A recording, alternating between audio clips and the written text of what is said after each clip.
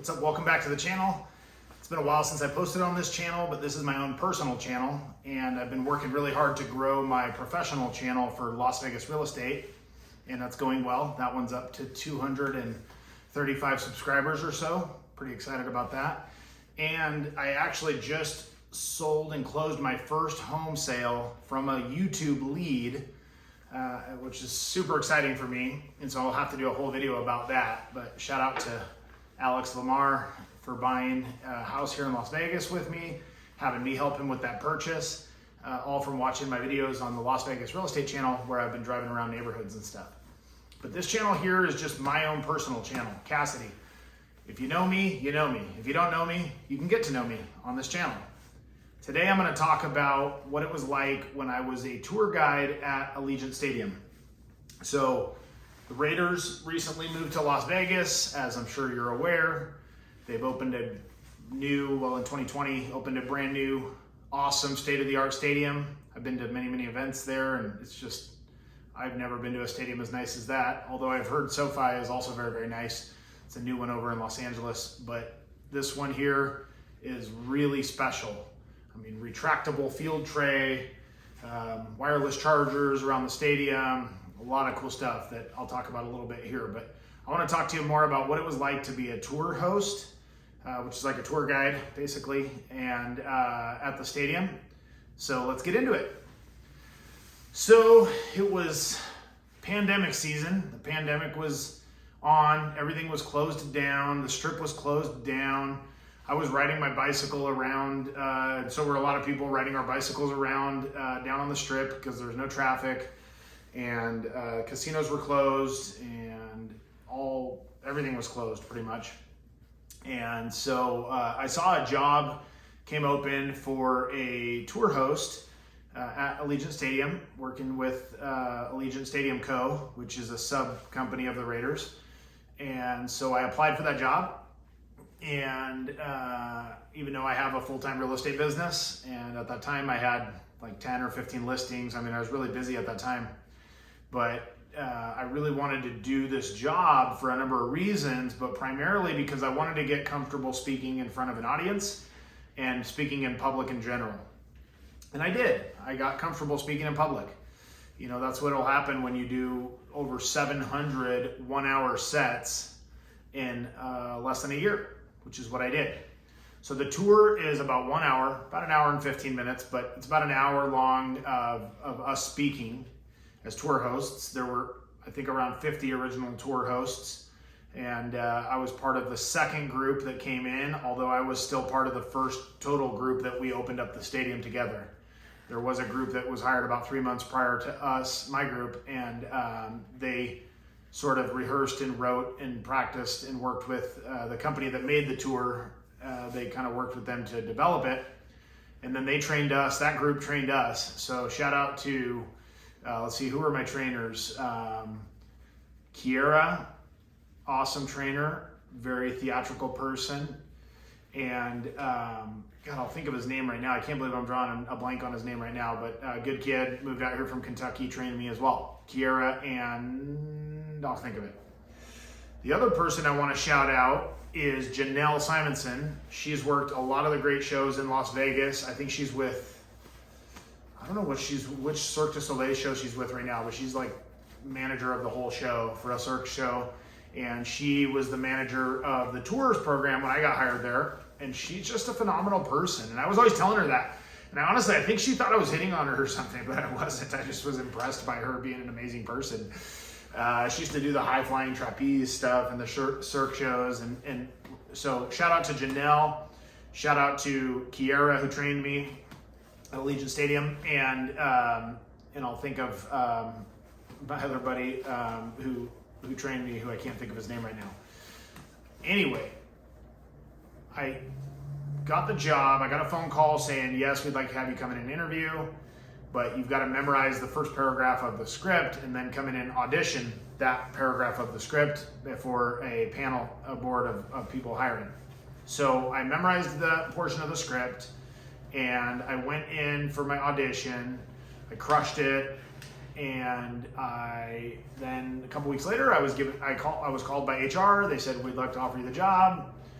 Wasn't a lot of money. It was $15 an hour, which, in the long run, it actually probably cost me money to do that job because I do have a real estate business and I do stay busy and I'm a full-time real estate agent. And, but I, again, wanted to learn to speak in public, and I also wanted to, meet people. A lot of my business is also just building relationships and knowing people and having them know me. So I figured, it can't hurt to go work there and meet some people that work for the Raiders, and also just meet some of these other tour hosts. And then it turns out also that I met a lot of really great people that were guests on the tour, because one part of the tour host job was to be what we call a T2 or a trailer, which is the host that hangs at the back of the tour and make sure nobody gets lost and nobody's going down hallways where they're not supposed to be going while you're on the tour. And when you fill that role, you actually get a chance to hang in the back and kind of talk to some of the tour guests. And I got to know some really amazing people. Let's see, shout out to Wee Man from Jackass. He was on my tour. He was one of the greatest tour guests because he made it even more exciting and fun. He was always cracking jokes and stuff. So Wee Man was an awesome tour guest. Met a bunch of other people I could go on about, not necessarily celebrities, but just really interesting, cool people from the community here and from Raider Nation. I also learned a lot of great things about the history about the Raiders, which I didn't know before I worked there, like that Al Davis started out as really as a sort of a scout on his own. He was developing like scouting reports and trying to sell them around the league. And then he got hired as an assistant coach and then became a head coach. And then he became the commissioner of his league. And then they went to war with the NFL. And then they eventually merged with the NFL. And then he bought the Raiders. And you can watch all of this. It's really interesting. You can watch Al Davis versus the NFL. Fantastic 30 for 30 that was done about Al Davis. I highly recommend it because it's just a neat story. He went to war in the courts against the NFL for years trying to move the Raiders out of Oakland because they had just a shitty stadium there and they weren't happy with it, and they were renting. It's the A's stadium. And so they were sort of tenants in there, and they decided, we want to have a nice stadium and have our own stadium. And so the NFL fought them, tooth and nail every step of the way for years and prohibited them from moving. And of course they did move to LA for a while and they ended up coming back to Oakland. But now all of that fight has culminated in a victory for the Raiders with Allegiant Stadium being in Las Vegas, and the team doesn't even play good, and they still got the most expensive tickets in the NFL just because it's on the world famous Las Vegas Strip. So people want to come to town, watch a game, and go gamble and drink and eat whatever they do in Vegas. So getting back to being a tour host there, so we had to learn a 25-page script, and that was not so easy. And then it's interesting because I've always considered myself a pretty outgoing person. I'm a pretty confident person. I've worked in sales for over 20 years, all kinds of different sales jobs at banking and selling painting contracts and car sales and real estate sales and timeshare sales and everything you can imagine. I've sold it. And so I figure, I'm a confident person. I'm an outgoing person. This is going to be no problem. Well, I'll tell you what, the very first day that we had to recite the entire script without having the script booked in front of our face, but we just had to recite the 25 pages in front of a group of probably about 10 people. Man, that was like nerve-wracking getting up there. And I was the first one to volunteer to jump up and do it. And it was not that easy. But thankfully, with repetition and practice comes comfort and just an understanding of the role and an understanding of the audience and kind of what gets a laugh and what doesn't get a laugh and how to maintain people's attention while you're speaking, things like that. So, and actually a good tip from my buddy Hart Keen, one of the greatest magicians in the world, is he told me to, watch what the other tour hosts said that got a laugh and then use those to steal their jokes, which I did that, and it was money. Shout out to Russ Gollin for being a funny tour host that I got to steal a lot of material from. So anyway, 25-page script. I would say it took me, 1,000 times of reading it out loud and recording myself reading it out loud and playing that back to myself and just practicing and practicing and practicing till I got it down, I think, perfectly. And there were script changes here and there that we had to adjust to. So it became a challenge to not just always do the original script I learned. But I learned it, I got it down, and I got out there doing tours. And like I said, I made some new friends that were tour hosts with me and managers there at the stadium. Even some of the security guards and some of the other staff that you'd see them around the stadium, I'd become friends with them. And then also guests. I met a lot of guests that I've stayed in contact with to this day and who are really great people to know. And so that's all been a great experience. But the number one benefit for me was the public speaking. Now I understand, and I see it when I see other people speaking in public as well, which I do quite a bit at like real estate events and stuff. I go to these events and there's always somebody speaking, and you can kind of just tell who's comfortable and who's not. And that's really what it boils down to, is I think being comfortable and understanding, the audience and understanding yourself.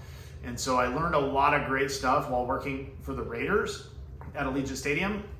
And downside, was there any downside? Yes, there was some downside. It was that we were going through COVID, and I was not a fan of mandating masks. I was not a fan of mandating vaccines. And they put the full court press on all that. I mean, they straight out mandated the masks. And then they said anybody that didn't get the vaccine has to wear a mask, but anybody that did get the vaccine doesn't have to wear a mask, which I thought was bullshit at the time. Now I really think it was bullshit. And so I was the only person wearing a mask because I hadn't got the vaccine at that point.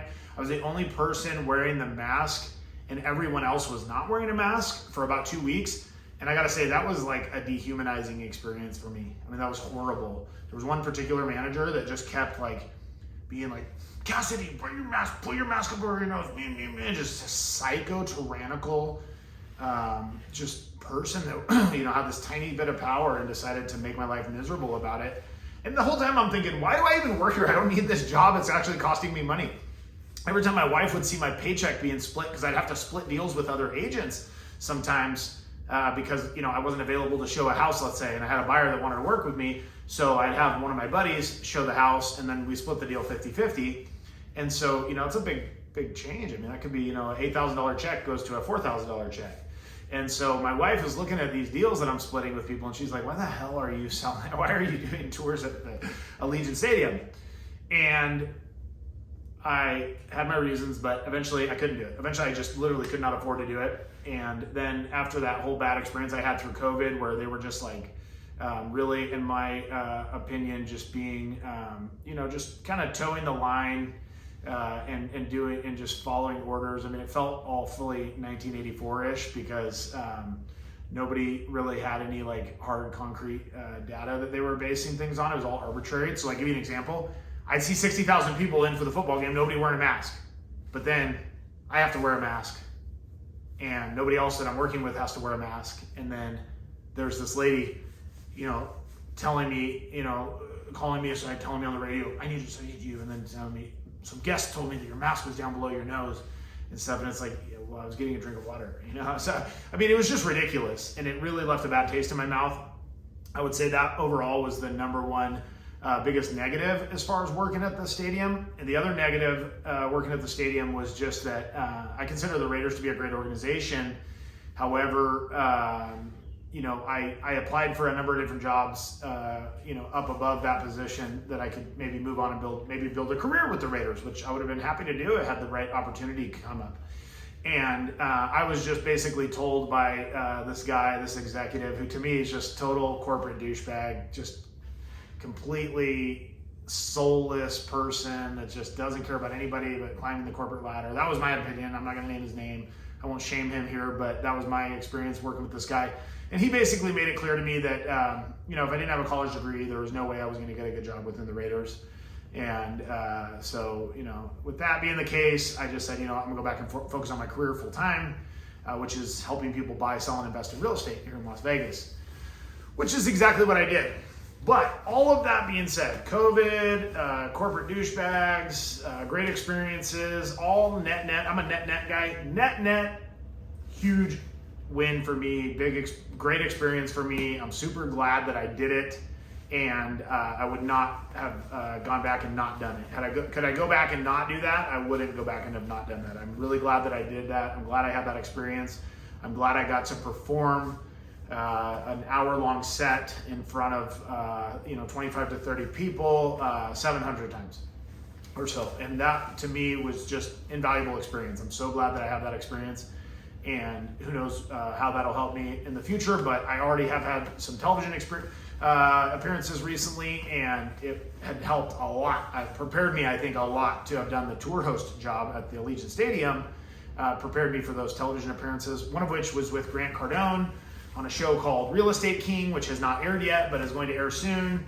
And so I'll keep you posted on that. That was really exciting for me. I'm a big fan of Grant Cardone's and a student of his for years, as I worked in the car business and stuff. And he kind of started out as a car guy, trainer, car sales trainer back in the day. Now he's more of a real estate mogul, financial, inspirational speaker, and a motivational speaker, and all kinds of other titles that he has.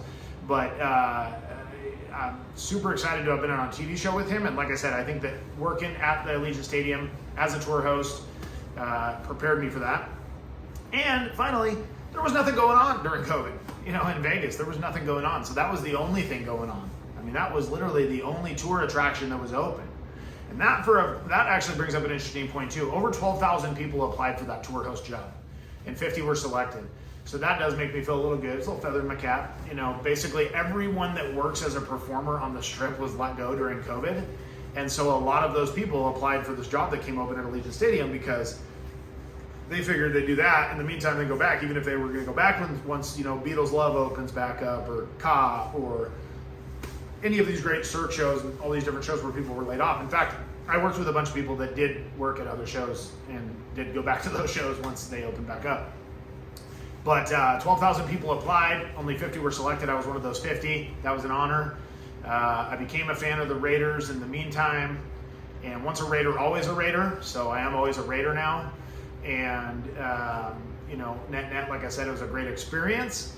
And even with some of the negative stuff, which there's always going to be some negative stuff, let's face it. Nothing's always going to be, smooth sailing every single time you take the boat out.